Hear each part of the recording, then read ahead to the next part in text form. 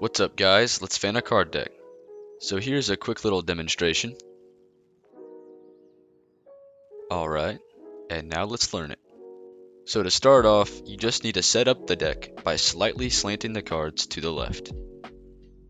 And on the back here, you just want to grip the cards at an angle with your pinky on the bottom right corner.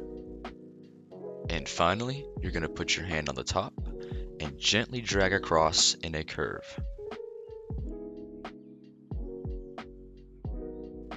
And I'll go ahead and show you again.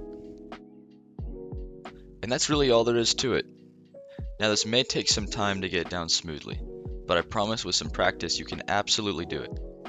So yeah, I hope that this has helped you all, and thank you guys for watching.